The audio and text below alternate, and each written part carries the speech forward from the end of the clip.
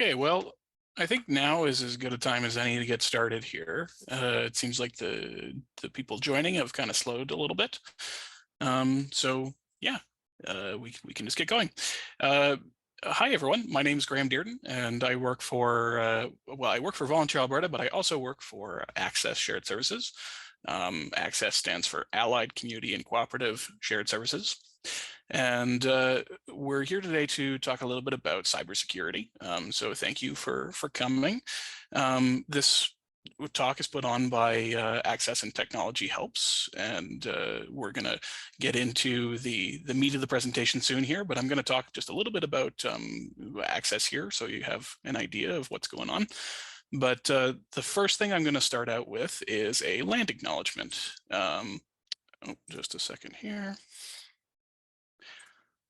So today's guests may be situated on treaty lands, unceded territory, and contemporary homes of First Nations, Métis, and Inuit peoples across what we now call Canada. The presenters today are situated on Amiskwichi Waskaikan, Papachase Cree First Nation, Treaty 6 territory, and Métis Nation Regional Zone 4.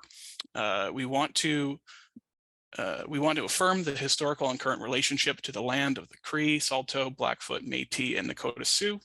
Here we are all treaty people. Treaties hold the keys to a new path forward as living agreements regarding relationships between First Nations and settlers in the past, for the present, and towards the future. It is our duty to respect and honor the treaties for as long as the sun shines, the grasses grow, and the rivers flow. Okay.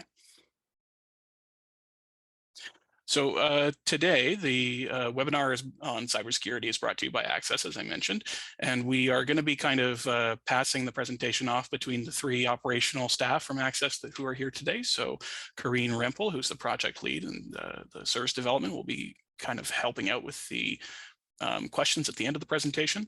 I'm obviously doing the intro right now. My name is Graham Dearden. I work with Access on governance and funding and such. And then Danielle Hastings is going to be our moderator for today, asking questions to Charles, our presenter. And she deals with the operations and member services at Access. So Access is guided by the 6th cooperative principle. And if you're not aware of what the cooperative principles are, the 6th cooperative principle is cooperation amongst cooperatives. And Access offers an innovative collaborative solution that will provide a collective of service providers and group purchasing for its members. And we invite members to build strength in community through collaboration. So we work with a lot of different service providers and organizations to provide services that meet the needs of nonprofits, co-ops, and social enterprises.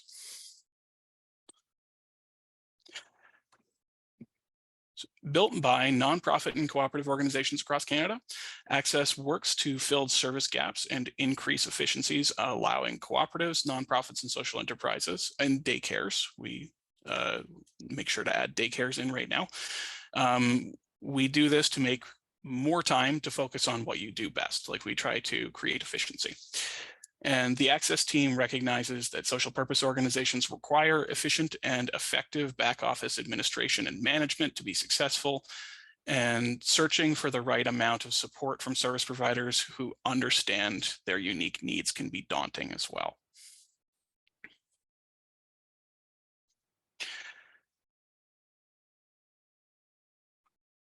So built by nonprofits and cooperative organizations across Canada, Access, we fill those service gaps, and we currently have quite a few offerings on board, including accounting, legal, human resources, managed IT, website development, website hosting.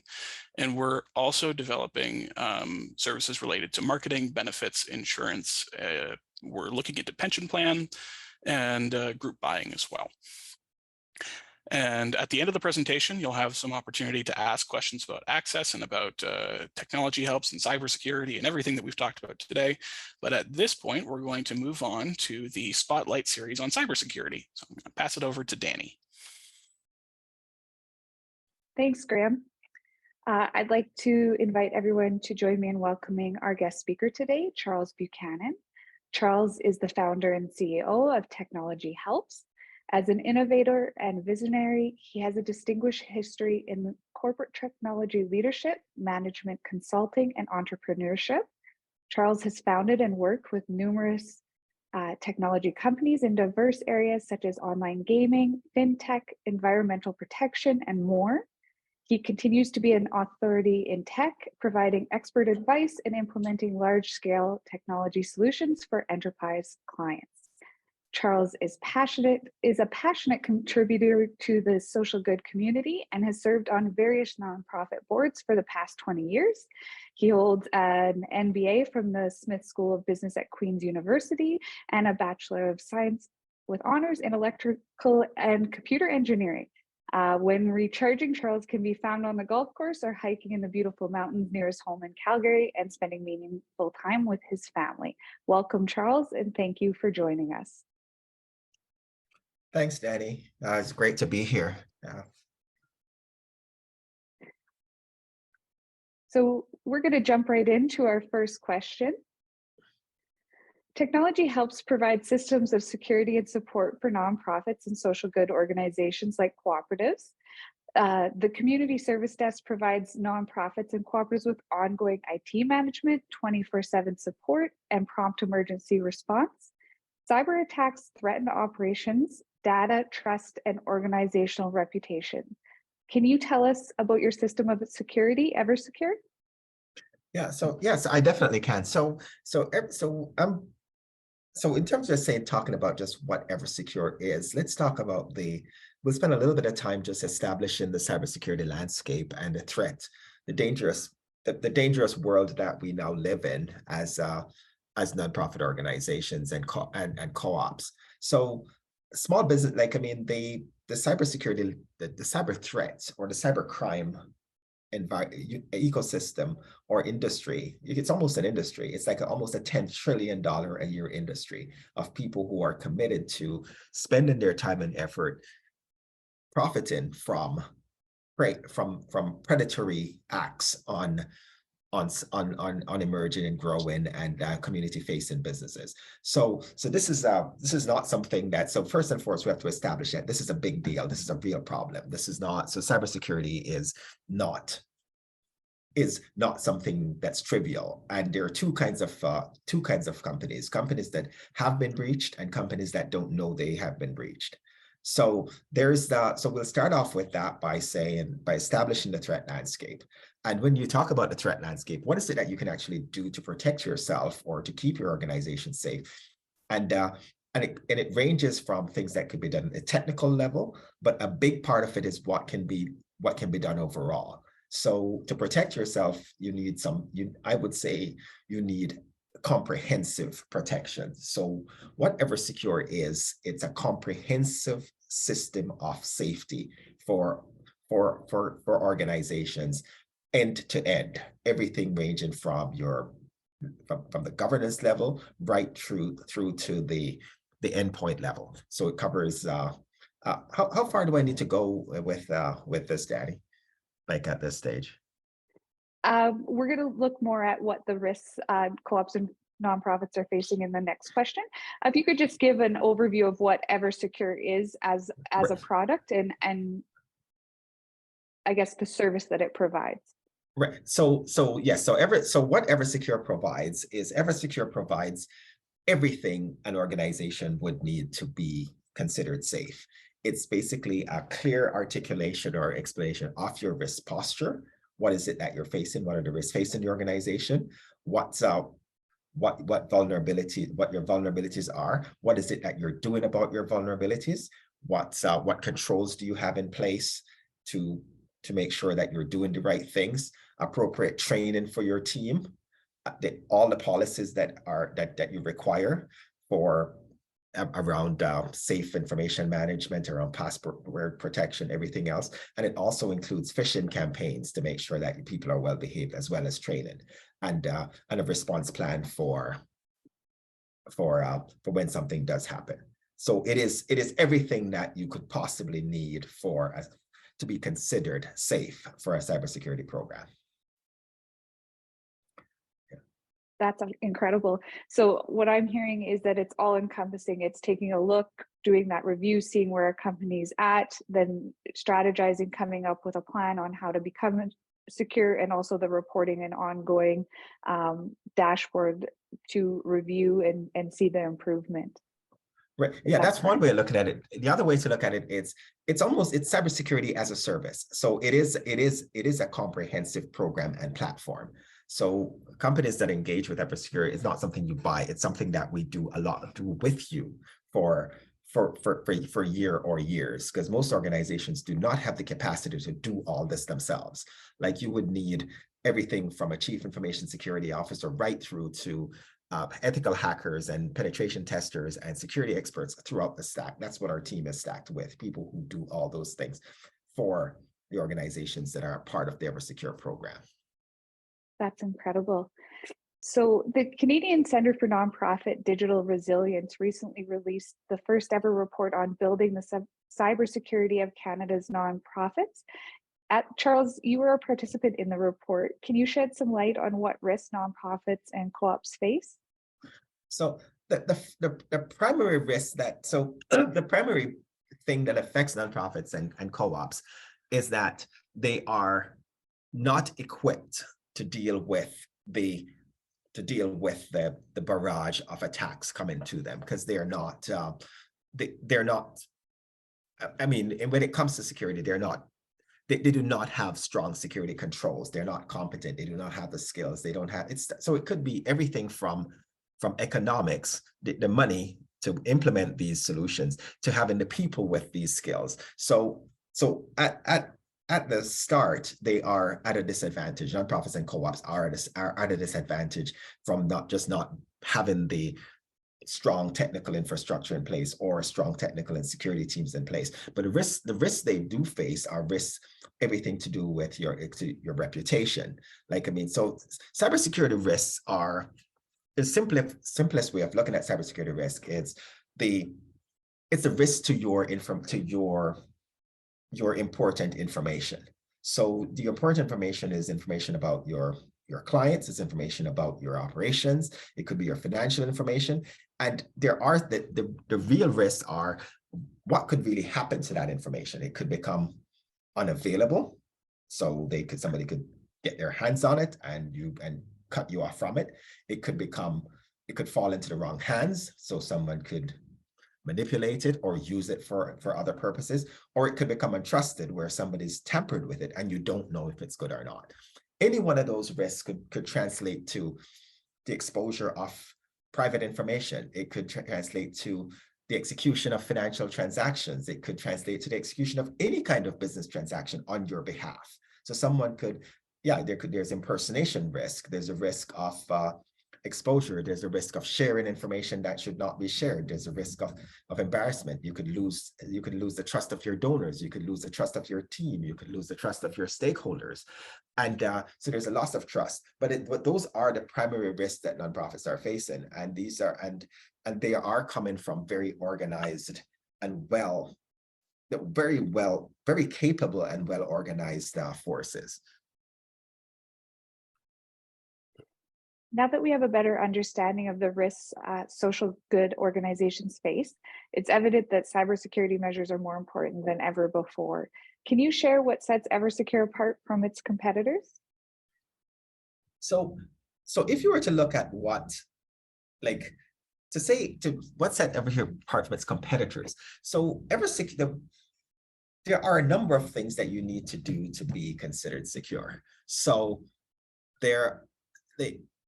what EverSecure competitors, let's call them that, there are a number of things that you can do in making your organization a safe space to work and safe space to operate in the world you operate in. So EverSecure answers some very fundamental questions. So if you look at the security landscape or your information, the question you would ask is, what is it? This is how EverSecure approaches things. And the difference will be obvious. It's like, what is it that's important to you? What enterprise information is important? And important in the sense of, is it important for your operations? Is it important for your reporting? Is it important for your reputation? What is the important information that you have And then what could potentially happen to it? So Eversecure, for that, we do an asset we do basically an asset inventory of your information assets. And then what could potentially happen to those to that information? So well, what could happen to it?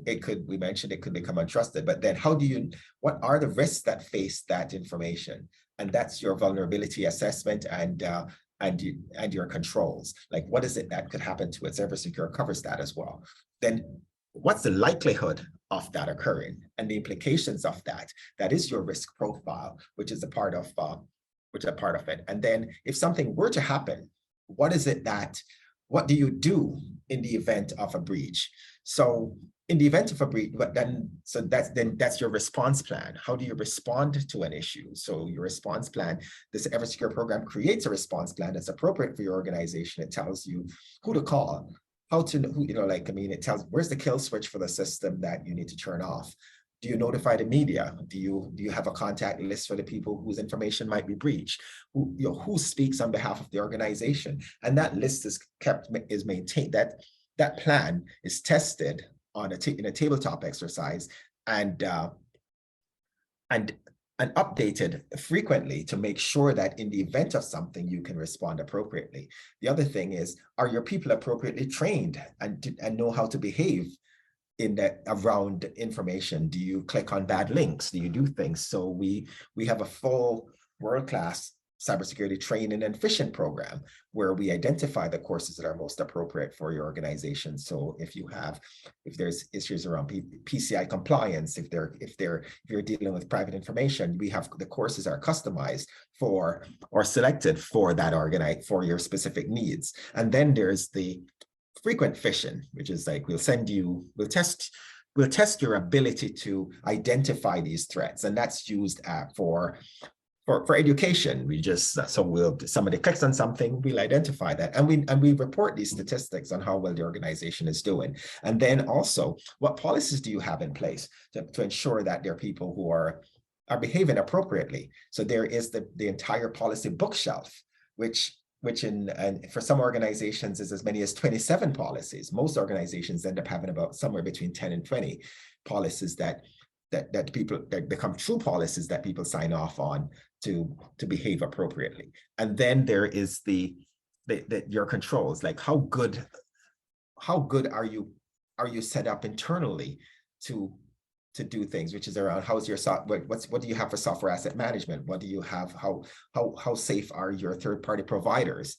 So there is so much in this massive comprehensive program that's been designed for social good organizations in a way that respects the economics, respects the size of these organizations, and also respects the fact that they do not have deep technical and security expertise in-house. So it's designed to be used by real people, supported strongly by the security experts that technology helps. Thanks for that, Charles. So it's important to note that the cost of a cyber attack is not always just financial. These risks can have devastating operational and strategic impacts as well. What are some of the benefits nonprofits and co-ops gain from using Eversecure? So the benefits, other than, the obvious, you are a lot safer. So I'll just go list by list. So first and foremost, there's you know what's important, you know what your information is, you know what could potentially, so you now have a full view at the very highest level. You know what your security situation is. So as a leader, of an organization, a board member, or someone on a leadership team, or anyone in the organization, you know at all times where you're sitting as far as security is concerned. You know what your vulnerabilities are. So knowing your risks, knowing what could happen, and being in a position to say, I'm aware of this risk, and this is what I'm doing about it. So if there's an identified risk, there are three things you could do with an identified risk. You could accept it, you could insure against it, or you could mitigate it. or you can have a plan to mitigate it. So those are the, so you can look at, say, these are my risks. I know what could happen, and this is what I'm doing about it. So in the event of an incident, you have done your best.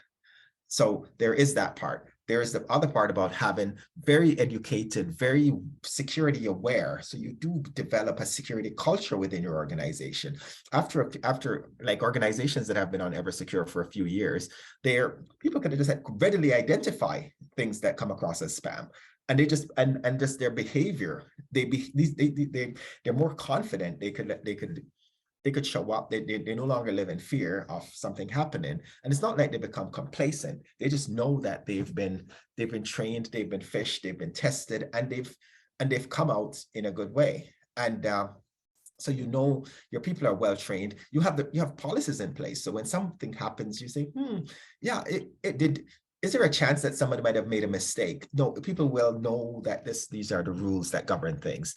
And if something were to happen, you're confident that you have a way to deal with it without panic. So all that translates to knowing your security posture and doing the right things. There are a lot of technical things that are done as part of the program as well. And insurance companies we've been having some very good conversations with insurance companies lately, because every EverSecure client, one of the things that we do with them is we work with them on their cybersecurity application or their cybersecurity profile for their insurance companies. And it's becoming almost a case of, you've got EverSecure, you're like, there's nothing more that we need to ask you. We're not, so do you have multi-factor? Yes, we do. Have you considered this? Yes, yes, yes, yes, yes. So we are at the point now where we're starting to look at insurance companies and saying that if someone has EverSecure, their premiums should either go down, but they are now way more insurable, because you are a noticeable lower risk to insurance companies. So because with insurance, and we could probably spend a little bit of time on insurance company, we're all familiar with insurance companies. Nobody wants, they're not excited about paying out claims. So if you do not have appropriate cybersecurity as seen by them or as accepted by them, either you're going to pay high premiums or you're going to have a very high deductible. So there are a lot of companies that are, yes, they'll get cyber insurance, but there's no way they can make a claim, because the average attack is just a bit below your deductible level. Your deductible is at $10,000 and you're paying ransom for $5,000 to $8,000 on average. Right? So nonprofits and co-ops that have EverSecure, which is like at this point we're talking this close to, like, I think well over 50 organizations are on EverSecure at the moment. They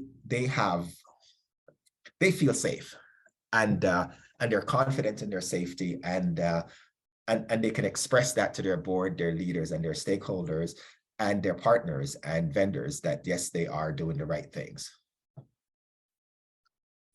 Thank you, Charles, for that valuable insight.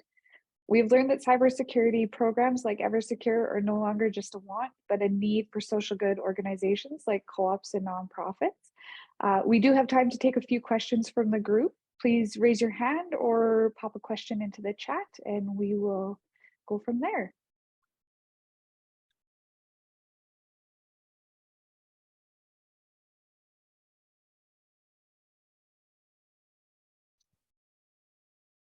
So thank you, Danny and Charles. That was really informative. I'm just going to set this up so that I can see questions.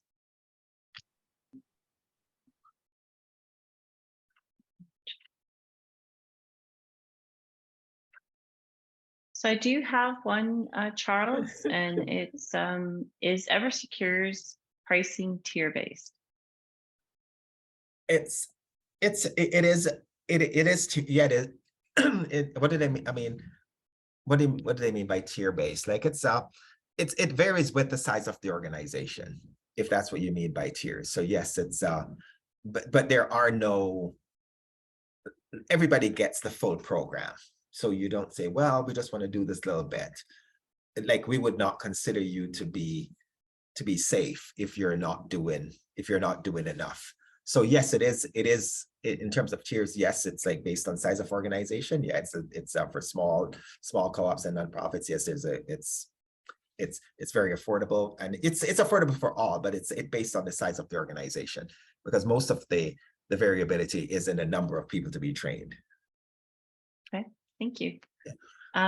My next question that I have is this is actually a good one. What would a hacker find attractive about a nonprofit or co-op? Oh, okay. Nonprofits and co-ops would probably be like, if I were not, like I'm very ethical and I'm a very good person. I'm also not really focused heavily on wealth creation, because knocking off nonprofits and co-ops is something I could do it to the tune of $100,000 a day, and because they're easy. Like one, they're weak, and from a hacker's perspective, let me just and I'll just quick remind. Yes, I am technically trained, and I'm a security expert, and they're very easy to penetrate. They're very weak. They have very weak security in general, because one, they have weak technical infrastructure, and they do not usually have highly skilled, very technical people, because they're small. They're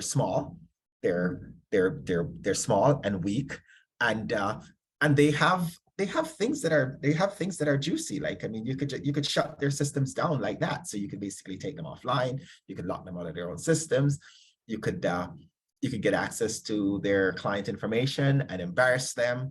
You could take their financials. You could do things like, I mean, we had one organization that we were before pre Cybersecurity. They called us in after they had a new leader who was talking to the bank and trying to change the sign-in authority on their bank account. And the banker was there saying, okay, so now you're in place. Now there's a new finance director. Is Robert still a sign-in authority? And they looked at each other, and neither of them had ever heard of Robert. And Robert was their resident hacker who had been in their system for somewhere around 4 months, and came in quietly through somebody's email, and then set themselves up with admin privileges. And the only thing that stopped them from being wiped out financially was that it required 2 signatures for transactions. Otherwise, if they could have just, so yes, they're nonprofits and co-ops have a little bit of money. They have sometimes they have private client information. They have, and they have boards, and they're Right. easy, and they're fun. They'd be fun to play with. For sure. And I also think about donor information as well. It's attached to a lot of nonprofits. Right. Yes. Okay. You lose donor confidence, you're in trouble. Yeah, for sure. So I have another question here. How could an organization assess its cyber threats? What would be the top 3 elements of a cybersecurity audit for an organization? So to assess your cyber threats, it would be like, I would start off primarily with, we usually start off with the what information is important. So there are a lot of threats, and there are a lot of threats that are not relevant to everyone, right? So the way I look at that is the same reason why I tell people that I lock my phone, but I don't lock my car. Because what are the threats that could be? So it's really, what is it that's important to you, and what are the threats that could face that? So there is a vulnerability. So there are a number of assessments that are done. Like, and the ones that we do naturally as part of our secure program is a vulnerability management. So we look at and a controls audit. So we look at what's coming at you from externally facing systems, and we look at what's happening internally, because 90%, like, people are heavily focused on what's coming from inside. From outside, it's what's happening inside that's a concern. Like, I mean, so even if someone were to penetrate your external defenses, if you have appropriate controls, you'll be able to detect whether something is happening. So what you need is, like, you need a vulnerability management, but you also need monitoring. So there's vulnerability management, controls audit, and monitoring would be the primary 3. You do not necessarily need to do a penetration test, because a penetration test could tell you, yes, where you're vulnerable. It's not necessarily helpful. Like, I mean, a penetration test on my house, for example, would tell me that someone could cut a hole through my roof. Yes, that's technically possible, not likely. And if it were to happen, and the big part of it is also when you assess these vulnerabilities, or you assess your risk your risk posture. It's how significant is this? So having the fact that something can happen doesn't mean that it's necessarily a bad thing. That it's a bad thing, but it doesn't mean that it's necessarily going to be that detrimental or that harmful to the organization. So if someone were to get access to your vendor list, which is publicly available on your website, that's not as consequential as if they got into your case files for your psychologists, for your psychology clients, right? Or if they got into your financials, or if they get into your financials and get at your financial statements, which are can be reproduced. It's not the same as them getting into your general ledger where they could modify transactions or do things. So it varies, but I would say assess your vulnerability, look at your controls, and see how and monitor constantly. So it's not what can happen, but would you know if something happened is also quite consequential. Yeah. Okay, thank you. I actually have one for you. So I was thinking about the conversation that we were having a few weeks back, and so I don't know if you remember this question, but we talked about so if an organization has a tight budget, but they see and understand the value of EverSecure, do you have any suggestions for getting the decision makers on board? So getting the decision makers on board, and that's the thing about like where EverSecure is fairly, where it speaks to it's about enterprise risk, right? So that's something I've been remiss in not saying that, because when you ask about cybersecurity, it's not about yes, there is the nuts and bolts and the block and tackling day-to-day, the security, the technical security aspects of it. But at the end of the day, it's about the risk to the organization. So like, do your senior leaders and your stakeholders, I mean, it's a given that they care about the health and welfare of the organization. So do they really? So a conversation with them would be having a conversation about information at risk, as opposed to having conversations about cybersecurity. What is cybersecurity? Take the cybersecurity stuff out of it and just talk about what information do we have that could be at risk and what could potentially happen.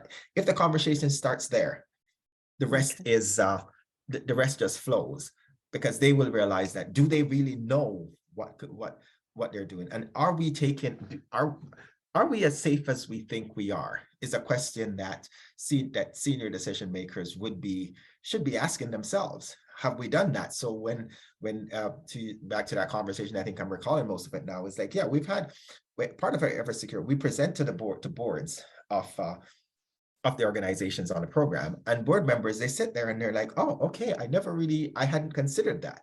Or they walk away when they see their score, and they see that when we started working with the organization, they were at a 27 out of 100, and now 2 years later, they're at 88 going on 89 or 90, and the only thing that's stopping them from getting a perfect score on cybersecurity is the fact that they had they had a third party supplier that they could not directly validate the security status, so they accepted a security certificate as opposed to directly validating it, and that's acceptable. But the way the scoring is done, it's still outside their control. So yes, I mean, decision makers, there is, once they take a look at the dashboard and say, okay, this is all the stuff I'm supposed to know as a senior leader. How much of it do I not know? It becomes almost a no-brainer for them. It's a great strategy. Thanks, Charles. We do have another question here from Tammy. Do you suggest directors to have emails set up through the co-op or continue to use their personal email addresses? Would that limit the risk more? Well, that depends. So, I hate presenters that give vague responses like it depends. It all depends on what email is being used for, right? So there is this balance between convenience and security. right? Like, I mean, how many locks do you put on your door that lock from the inside in the event that you have to leave in an emergency, right? So there's a convenience factor. Sometimes things that are too convenient are just naturally unsafe. It's very convenient to just not lock your door because you're running in with your groceries, you just open the door and just barge in. It's kind of not a safe practice. So depends on what they're doing. So depends on how much you use email for. So if it's just for basic messaging, well, that's not true because there's no such thing as basic messaging. Instructions might be communicated by email. Like, I mean, you should never share a password by email. You should never share a PIN number by email. You should never share. So I would say with good security, with a good security culture, and people knowing what they may or should not. Yes, personal emails can be used. However, in a transaction of corporate business and in the event that things need to be retained for proof of transaction or whatever, I would say if the cost isn't great and the inconvenience isn't, and it's not overly inconvenient, I would recommend people being on a common system that could be secured at source. Or not just secured, but also audited. So did this go out? And if this person got breached, yeah, I'm an advocate for not using that. However, board members they're board members. They do not want to have to access an organization's email when they're in Arizona for the winter, that. So Yep, absolutely. So I do have another question here. What is the difference between cybersecurity and managed IT? What is the difference between cybersecurity and managed IT, and do I need both? They're very so managed IT is the management of your technology infrastructure. If you're considering managed IT something like our Ever Support program, which is IT management, having an IT department or having IT be taken care of with how irrespective of how well it's being done is technology management, right? Cybersecurity is enterprise risk management. And that's a clear distinction people have to realize, that IT plays a part in the protection of, will play a role in cybersecurity, because a lot of the information that you're talking about is stored in information systems that are being managed by IT in some way, shape, or form. However, cybersecurity matters even if everything you do is on cloud services. So if all your business was on social media and everything was outsourced, you use outsourced email, and you had no IT department or no managed IT, you'd still have the same. Your need for cybersecurity would remain the same. You'd still have information that's pertinent or important to the organization that needs to be protected. You still have the same risk. You still have the same ability for people to penetrate your systems and cause you harm or cause you grief or cause you embarrassment. So yes, it does not change who's managing your IT or what you've got for IT. It does not. Is secondary. Is yeah, they're related, but not a replacement for each other. Okay, thank you. I have a question for Danny. Danny, if I am interested in learning more about the IT, cybersecurity, and other services that Access offers, what's the best approach to find out about more information? And I don't know if you want to talk quickly about that process once you've made the contact. Sure. So in order to obtain services through Access, we require that you just complete an intake and inquiry form, and that can be found on our website, sharedservices.coop. And in just a moment, I'll pop that link in the chat so that you can click on it and get right to the website. So once you've submitted that intake and inquiry form, our ops team reaches out to you within 24 hours. From there, we confirm your membership with one of our member owners. And then we schedule an assessment meeting and go over what your needs are. And we are able to provide estimates for services typically within 24 hours of that assessment meeting. So it's usually a pretty quick turnaround time. And then we understand that sometimes you need to take that information back to the decision makers on your end.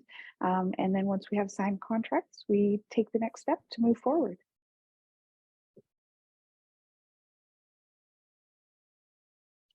Thank you, Danny. No, I can't see the faces because I'm trying to manage the chat. Are there any other questions?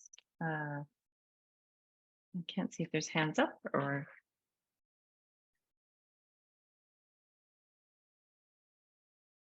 Oh, there we go. Oh.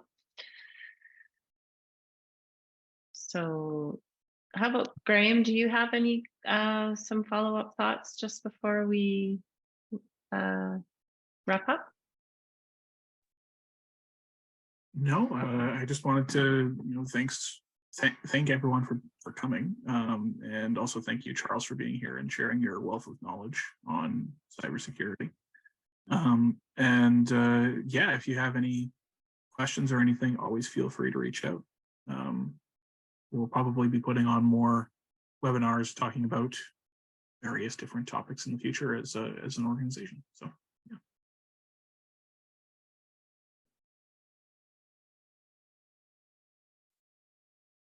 That's about it.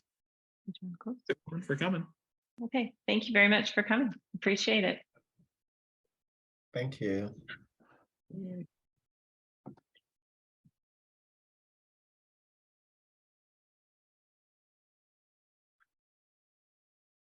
Let's see.